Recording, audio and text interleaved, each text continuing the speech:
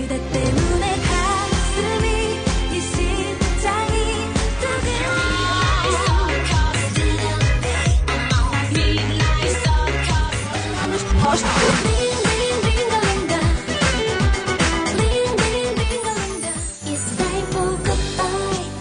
안녕하세요, 써니일입니다. 6월 19일 써니일의 새 미니 앨범 많이 기대해 주세요.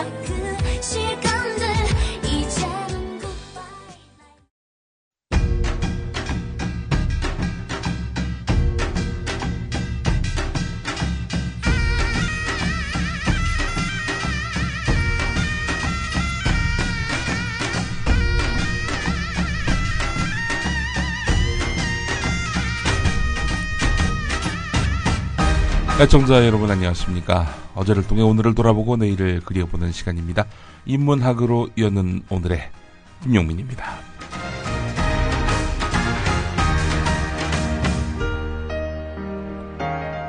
오늘은 2013년 6월 5일 수요일입니다. 1826년으로 가보겠습니다. 독일의 작곡가 칼 마리아 폰 베버, 이 사람이 태어난 날입니다. 대표작이 있죠. 바로 마탄의 사수입니다. 독일 낭만 오페라의 전성기를 연 걸작이 바로 마탄의 사수로 꼽힙니다. 깊은 숲이 나오고요. 마법의 탄환이 나오고요. 이 사실 초자연적인 소재 아닙니까?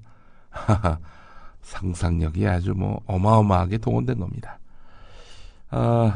사냥꾼 카스파르가 마탄에 맞아 죽고 주인공 막스는 자신의 어리석은 행동에 대해서 자숙한 다음 사랑하는 아가테와 결국 연인이 되는 그런 뻔한 내용입니다만, 자, 이런 로맨티시즘에 기초해서 막스의 비극을 그려보고 싶었습니다. 베버가 말이죠. 하지만 독일인들에게 교훈을 주기 위해서 욕망을 억누른 채 권선징악으로 처리했습니다. 하여튼 배경이나 소재는 그야말로 초자연적이고요. 또 낭만주의에 기초를 했는데 결론은 권선징악이다. 그 시대의 한계를 보여주는 것 같습니다만, 유럽 경제 위기에도 불구하고 독일은 아직까지 나름 건강한 모습을 유지하고 있는데요. 또 막대한 통일 비용을 지출했음에도 불구하고 경제적인 큰 타격은 있어 보이지가 않습니다. 자, 이것은 결국 최악의 상황에 대비해서 철저하게 준비하는 그런 독일인들의 기질과 무관하지 않다라는 평가도 있습니다. 자, 마탄의 사수는 그런 의미에서 본다면은 독일인들의 그 인식과 또 위기의 대처 철학들이 담겨 있는 노래다. 이렇게 보는 시각도 있습니다. 절제인 거죠. 이 절제의 힘. 끝끝내 너무 나가지 않는 그런 절제의 힘이라 하겠습니다. 자, 음악 한 곡 듣고 오겠습니다. 베버 마탄의 사수 가운데 홀예의 합창입니다.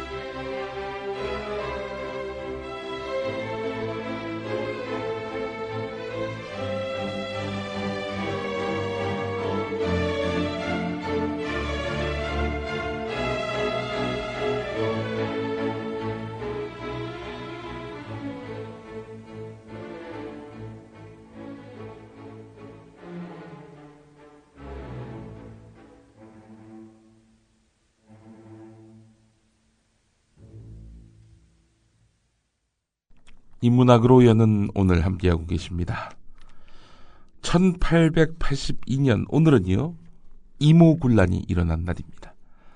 1882년 이모군란이 일어나면서 고종은 백성들 앞에서 크게 자책합니다. 사죄의 글까지 발표를 했는데요. 대통령으로 말하자면 대국민 사과 성명을 낸 셈입니다.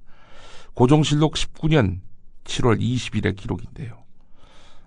부덕한 내가 외람되게 왕위에 오른 뒤 정사는 그릇되었고 백성들은 흩어졌으며 위로는 죄가 쌓이고 몸에는 재앙이 모여들었다. 이 모두가 내 탓이니 후회한들 무슨 소용이 있겠는가? 고종은 이렇게 운을 뗀 다음 자신의 실정, 잘못된 통치에 대해서 조목조목 나열합니다.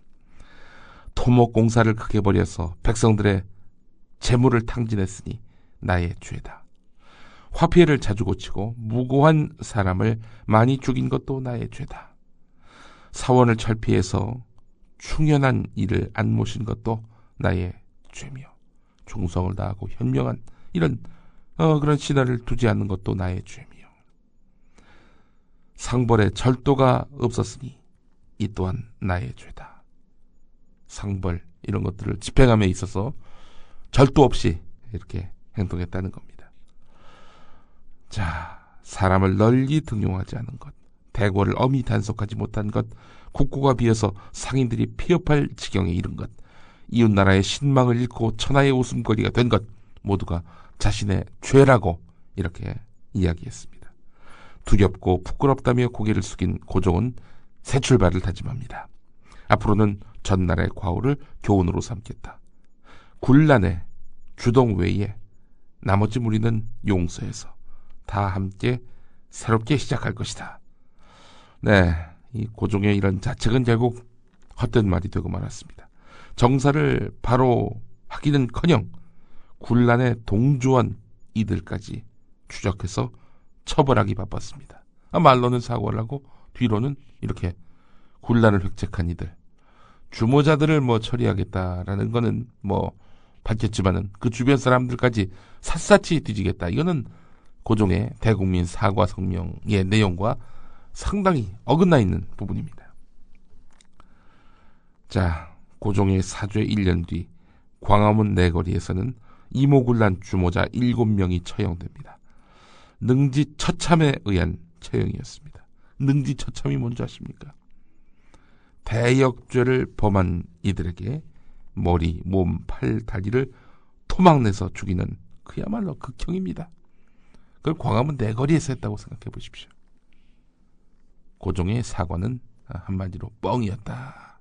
이런 얘기고.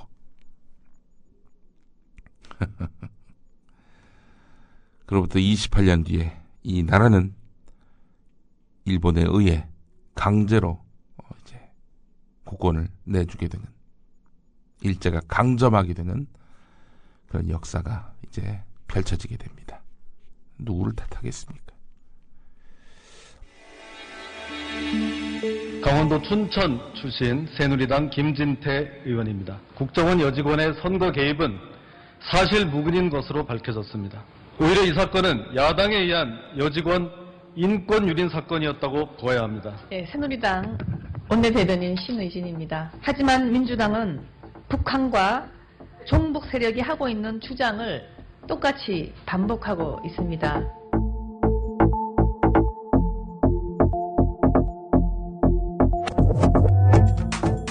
공정한 방송이 있다면 국정원 선거 개입의 진실을 바로 알리고 꾸짖을 것입니다. 국민TV는 이래서 필요합니다. 미디어 협동조합 조합원이 되어주십시오. 국민TV 홈페이지에서 가입하실 수 있습니다. 인문학으로 여는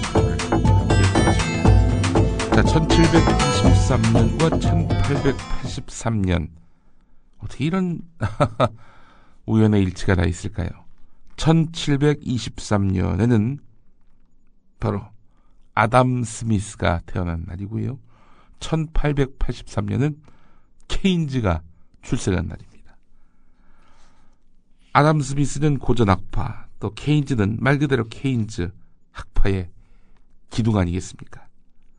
자, 두 경제학자의 패러다임으로 사실은 5.1 쇼크 이전까지 전 세계 경제학의 양대 축이 이렇게 형성이 됐습니다. 경제학이 체계를 갖춘 지는 한 300년 된다고 하지요. 경제 3대 생산 요소가 바로 토지, 노동, 그리고 자본이라 하지 않았습니까?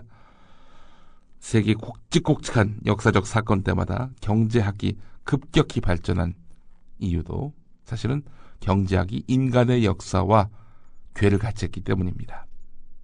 산업혁명은 고전학파를 만들었고 세계 경제 대공황은 케인스 학파를 이렇게 등장시켰습니다. 자, 아담 스미스 케인즈 같은 날 태어났습니다. 6월 5일에 말이죠. 1776년은 아담 스미스의 이른바 국부론으로 불리는 책이 출간된 해입니다. 국부론이 출간되면서 경제학은 비로소 독립학문으로서의 체계를 갖추기 시작합니다. 1776년 이 책의 출간 연도에서도 알 수 있듯이 국부론의 배경은 다름 아닌 산업혁명이었습니다. 당시 사회적 주요 관심사는 산업혁명으로 늘어난 사회적 이 부에 대한 재분배였습니다. 아담 스미스는 근로자에게는 임금, 지주에게는 땅값, 그리고 자본가들에게는 이윤으로 부의 분배가 이루어지지만 시장에 보이지 않는 선에 의할 때 가장 효율적으로 배분된다고 보았습니다.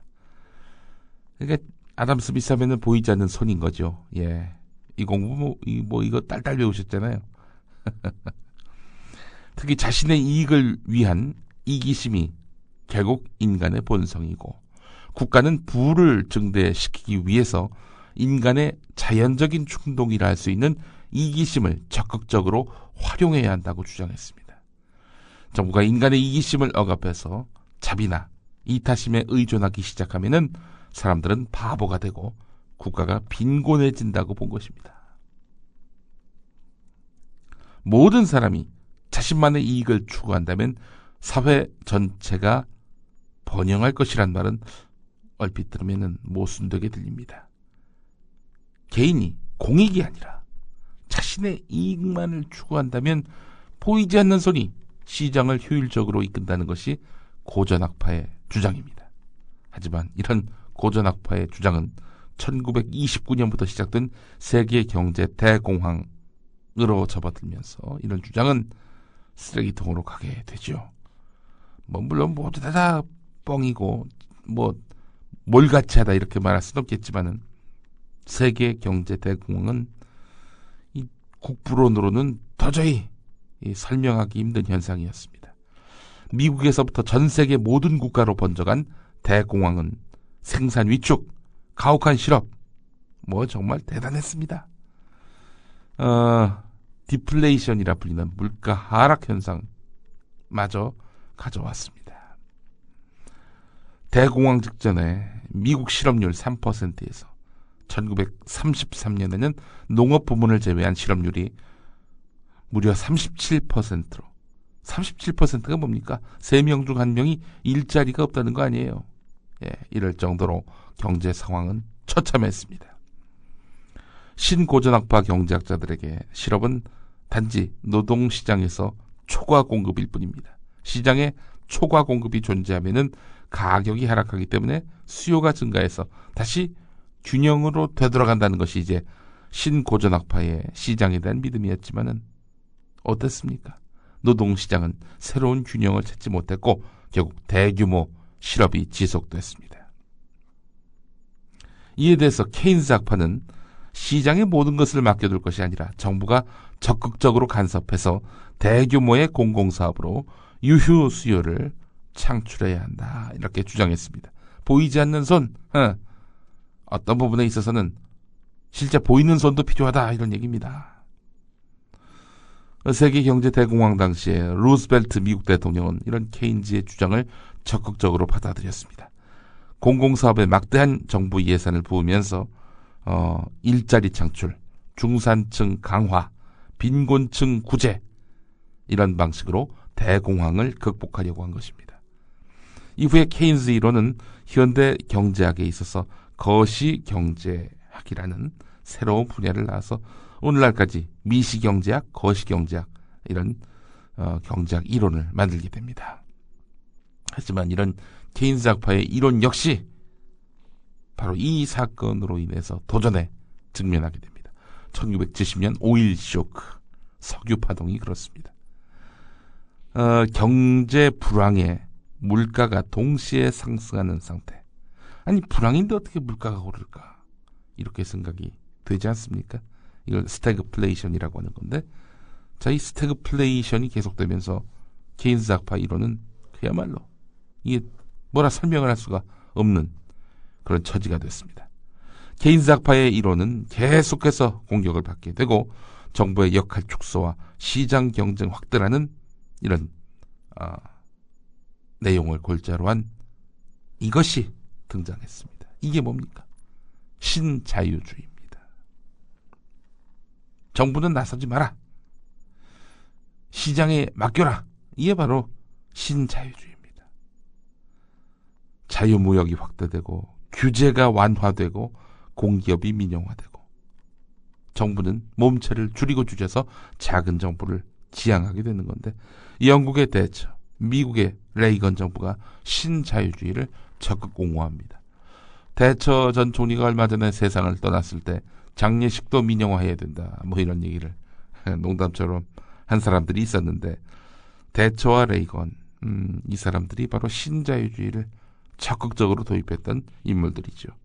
그 신자유주의가 어떻습니까? 노동자 함부로 자를 수 있고요.